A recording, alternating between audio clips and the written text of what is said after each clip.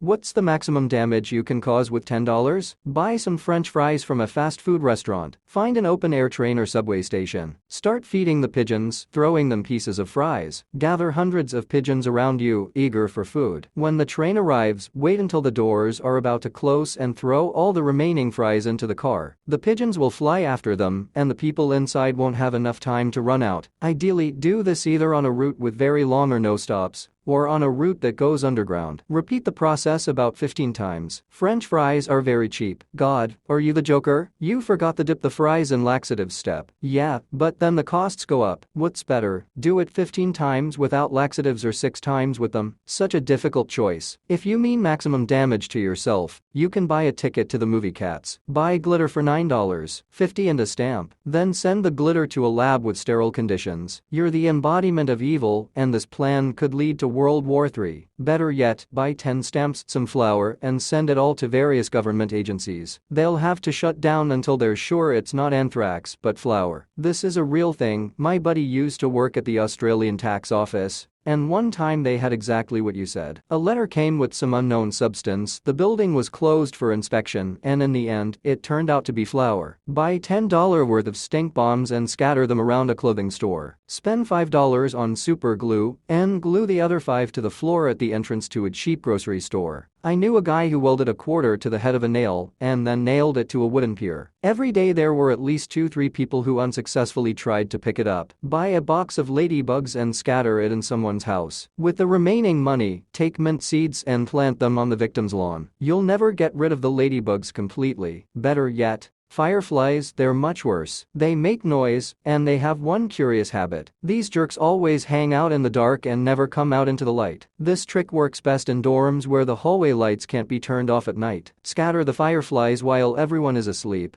and these little guys will immediately scatter into the rooms, because the darkest place they'll see will be the cracks under the doors. Buy $10 worth of gasoline and pour it into the nearest drinking water source. To spoil 1,000 liters of water, just a few drops of gasoline will be enough. Buy a plastic deck chair and leave it in the middle of the busiest intersection. We once had a whole 6-lane highway shut down for several hours. My sister and I once took a box of cereal in a grocery store and put it right in the middle of the aisle. Eventually, it caused such a traffic jam that it reached the neighboring rows. None of the people dared to pick up the box and put it back in its place. Instead, everyone crowded around and carefully drove around it. It's funny that people would rather suffer than fix a simple problem that would help both you and others. One of the main sources of my irritation is the phrase, "It's not my job." I don't care if it's your job or not. If you have the opportunity to make this world a better place and it takes less than 5 minutes, then please do it. For example, I help change tires for people stuck on the side of the road. Why? Because it takes me less than 15 minutes. And if you don't help the person, they'll spend several hours and hundreds of dollars. If you take a sock and fill it with quarters to the tune of $10, you'll get a pretty good weapon to whack a bunch of people with. Then it's better not with quarters, but with pennies. Find a couple of 3-year-old idiots in the supermarket, show them the money, and promise to give it to whoever makes more people scream. First, buy a dead fish. Second, throw it into the ventilation of the house where no one will see you. Third, wait. When I was in high school, one smart guy hid a bag of frozen fish in the suspended ceiling on the 3rd floor the day before spring break. After 2 weeks, we closed off the entire 3rd floor and started repairs. The radius of the damaged surface was about 12 meters. We had to replace the entire ceiling and the floor under it. But that's nothing compared to the smell that was in the whole building until the end of the school year. We had all our lessons with the windows open and the fans turned up to the max. The school did a deeper cleaning in the summer, but I swear,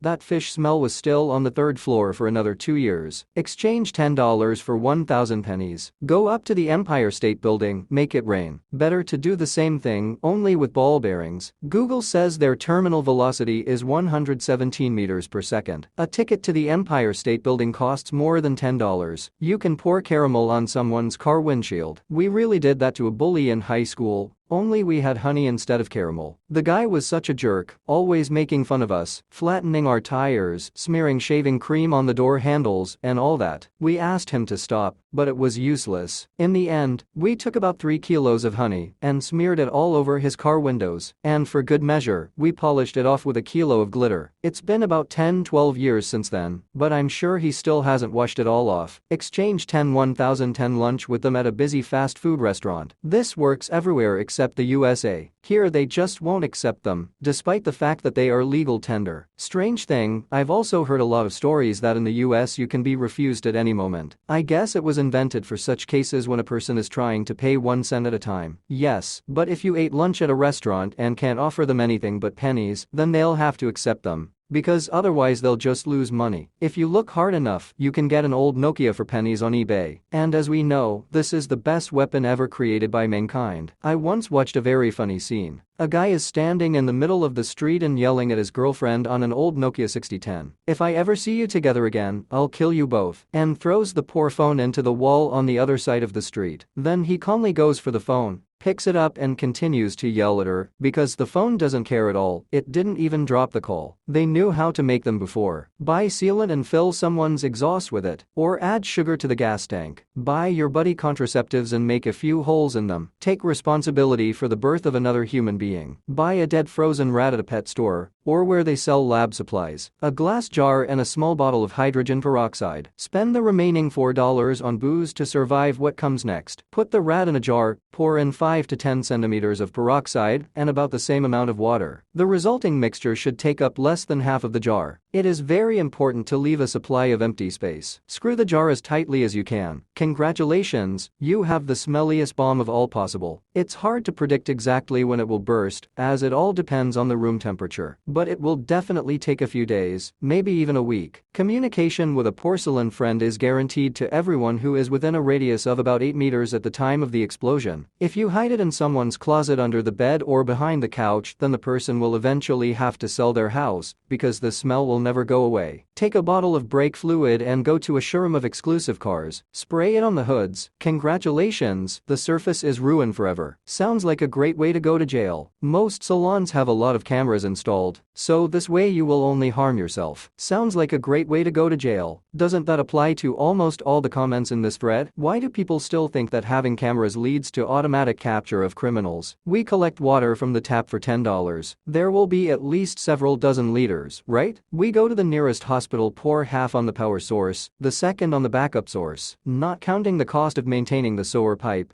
I pay less than 1/1000th of a dollar per liter of water. It turns out that for $10 I can take about 10,000 liters. This will definitely leave a mark on our healthcare. You buy a giant bag of gummy bears for $10. Heat each gummy bear and glue them to someone's car. When the person tries to tear them off, they will come off with the paint. It is best to do this in hot weather so that the candies melt a little. You can just lick them off the car. Why should the good stuff go to waste? You take crack for $10. You go to the nearest homeless shelter and offer it to the one who smashes the most things in 2 hours. You exchange the 10 for change and pour it into the fuel system of a rocket